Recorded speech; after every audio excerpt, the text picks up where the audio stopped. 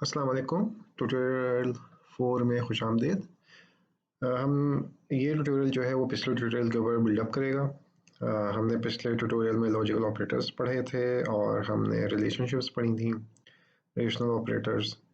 और हमने बूलियन का पढ़ा था जो कि ट्रू और फॉल्स होता है। तो हम अब जो मज़ेदार पार्ट है प्रोग्रामिंग का, हम उसके ऊपर आ रहे हैं। अब प्रोग्रामिंग का मज़ेदार पार्ट ये है कि आप प्रोग्रामिंग करते हुए आप जिस तरह आप अपना दिन भर के काम करते हैं, आप सोचते हैं अगर मैं ये करूँगा, ये होगा तो मैं ये करूँगा, ये होगा तो मैं ये करूँगा। तो उस तरह प्रोग्रामिंग में भी आप कंप्यूटर को बता सकते हैं कि किस जगह पे जाके आपने क्या काम करना है।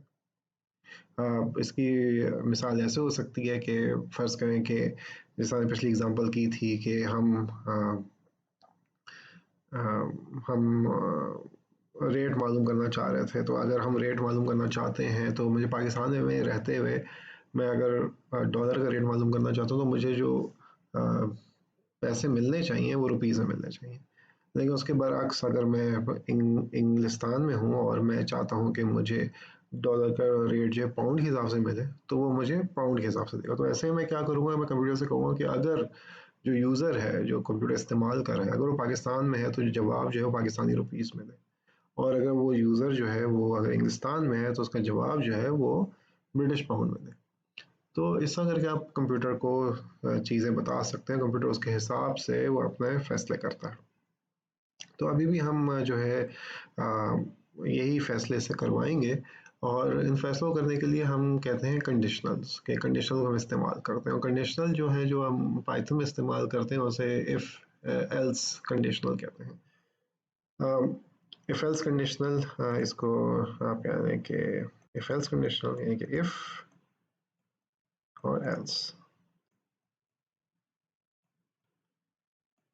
ये इफ एल्स कंडीशन बिल्कुल उस तरह काम करता है जिस तरह अंग्रेजी में आप काम करते हैं। इफ एल्स का जो मतलब है वही मतलब इसका, इसमें भी यही हुआ मतलब है प्रोग्रामिंग में।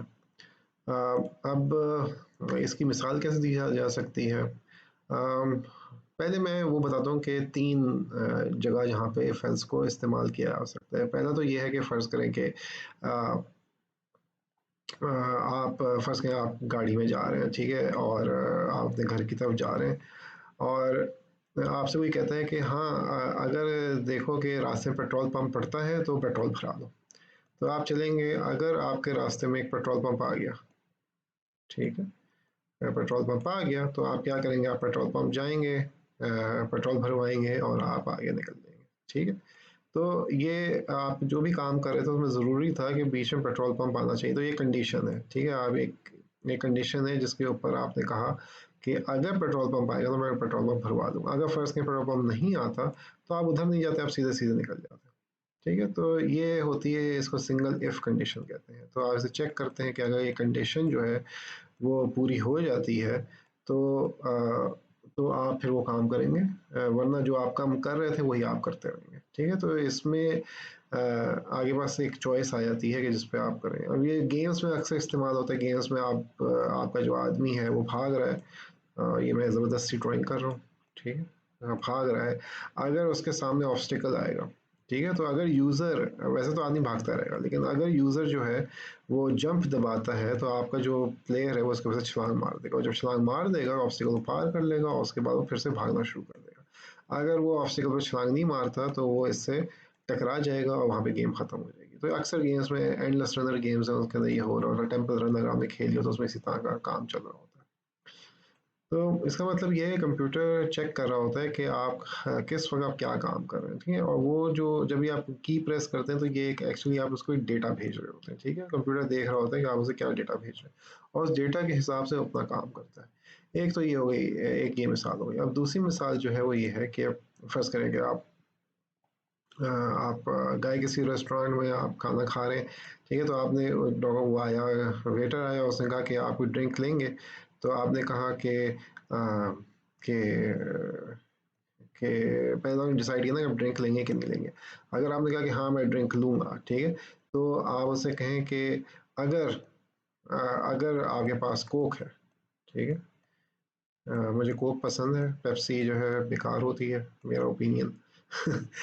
तो अगर आपके पास कोक है तो आप मुझे कोक दे दें, और अगर कोक नहीं है तो आप मुझे पानी दे दें। ठीक है, अब इसमें क्या हो रहा है, इसमें ये हो रहा है कि आप जो खाना खा रहे थे वो तो आप खा ही रहे थे, लेकिन ये कंडीशन आ गई कि जिसमें आपने फैसला किया कि आपको एक मशरूब पीना ही पीना है। ठीक है, तो लेकिन मशरूब को पीने के लिए जो रिक्वायरमेंट थी वो ये है कि अगर कोक मौजूद है तो आप कोक पिएंगे, लेकिन अगर वो मौजूद नहीं है तो फिर आप पानी पी लेंगे। ठीक है, तो ऐसे में आपका काम हो जाता है, लेकिन आप कहते हैं अगर ये है तो ये है।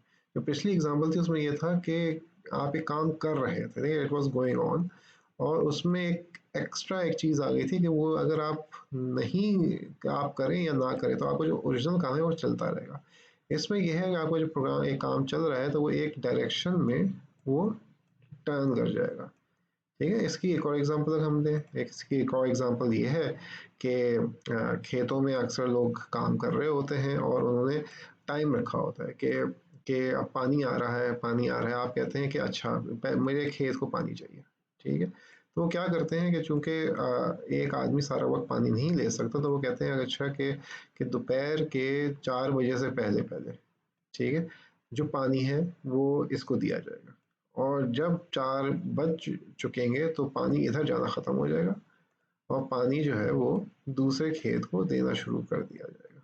ठीक है, तो इससे पता चलता है कि अगर टाइम जो है टी में से करना, अगर वो 4 से कम है तो आप इधर काम करें, लेकिन अगर सॉरी उल्टा लिख दिया मैंने। ठीक है, तो इसको सही कर देते हैं।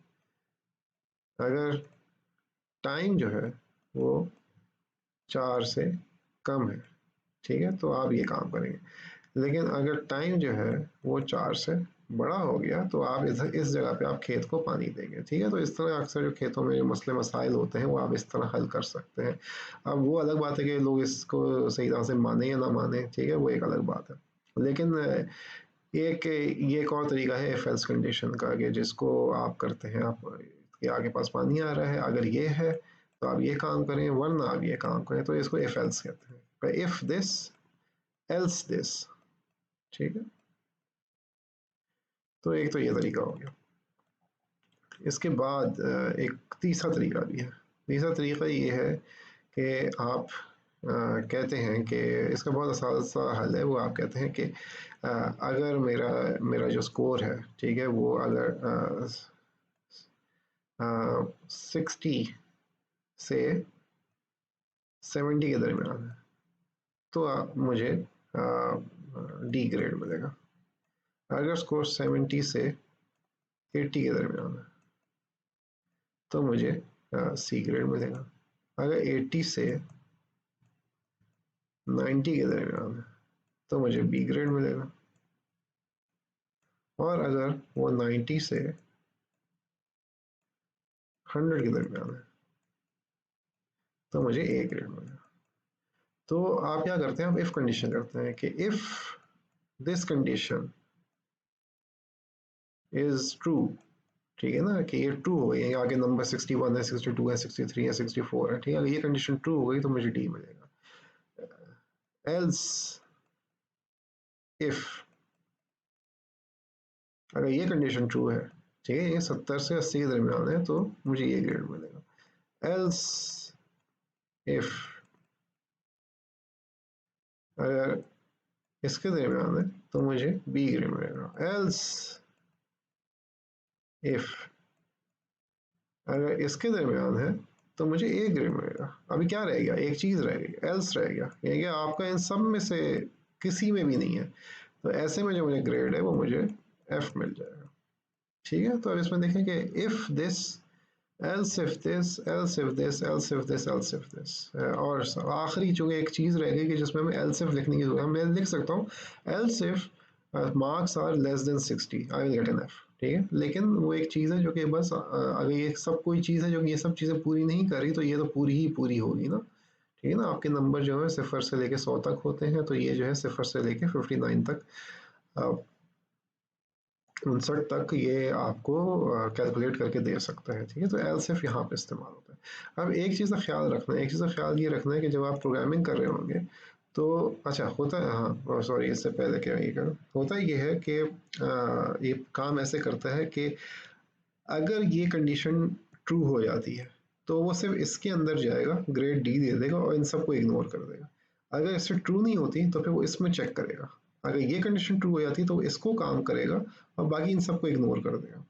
ठीक है, और अगर ये कंडीशन ट्रू हो जाती है तो वो उसने इसको, ये ट्रू नहीं हुई, ये ट्रू नहीं, ये ट्रू हो गई तो फिर वो इन दो को इग्नोर करेगा एंड सो फोर्थ।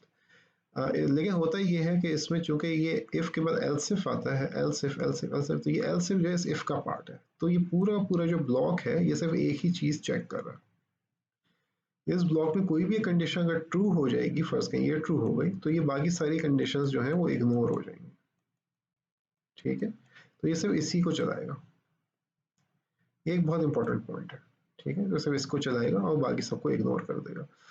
इसकी एग्जांपल ऐसे दे सकता हूँ कि आपने एक इफ कंडीशन दी, ठीक है, इफ कंडीशन आपने एग्जीक्यूट की, वो हो गई, कंप्यूटर में देखनी है, उसके बाद हमने एक और इफ कंडीशन दी। अब इस इफ, ये इफ कंडीशन इसका और इस इफ कंडीशन का आपस में कोई ताल्लुक नहीं है। अगर मैं ताल्लुक बनाना चाहता हूँ तो इसको मुझे एल्स इफ होना चाहिए था। ठीक है ना, अगर ये होगा वरना, अगर ये होगा वरना, अगर ये होगा, तो ये जो है अगर मैं ये नहीं करता तो इफ कंडीशन, तो ये अलग चेक होगी, ये अलग चेक होगी। अब इसकी एग्जांपल कैसे दे सकते हैं, फर्स्ट कहें कि इफ था और एल्स इफ था। ठीक है, इस तरह था। ठीक है, पहले इफ और एल्स इफ था और मैं गेम खेल रहा था, गेम खेलते हुए फर्स्ट कहीं ये चेक करता है कि मैंने जंप की है कि नहीं की। फर्स्ट कहीं मैं जंप की दबाई तो उसने जंप की। ठीक है, अब फर्स्ट कि मैं हवा में था और मैंने कहा कि नहीं मुझे वापस जाना है, अब मैं हवा में मैंने लेफ्ट की दबाई, अब चूंकि ये कंडीशन ट्रू हो चुकी है तो ये कंडीशन अगर इसमें था कि ये लेफ्ट की प्रेस हुई है कि नहीं, ये चेक कर रहा था, तो वो इसको इग्नोर कर देगा क्योंकि एल्स इफ की वजह से ये जो पार्ट है ये इफ का पार्ट है। लेकिन अगर मैं यहाँ से एल्स हटा दूँ तो ये चेक कर रहा है कि जंप है और ये चेक कर रहा है ये कि ये लेफ्ट मैंने प्रेस किया है कि नहीं किया, तो अब इन दोनों का आपस में कोई ताल्लुक नहीं है, तो ये अब दोनों इफ कंडीशंस को अलग अलग चेक करेगा। तो ये चीज़, इस चीज़ का ख्याल रखना बहुत ज़रूरी है कि इफ कंडीशन और एल्स इफ कंडीशन में क्या फ़र्क है। अब यहाँ पे हमारा ट्यूटोरियल का जो पहला टाइम है वो ख़त्म हो रहा है, तो यह ट्यूटोरियल यहाँ पे ख़त्म करते हैं और इसके बाद अगले स्टेप में हम आपको इफ़ कंडीशंस की थोड़ी सी एग्जांपल्स करेंगे और बताएंगे कि ये इफ़ और एल्स इफ़ जो है ये कैसे काम करता है। तो फिर तब तक के लिए हम खुदाफिज़ कहते हैं, तो अब अगले ट्यूटोरियल में मिलेंगे।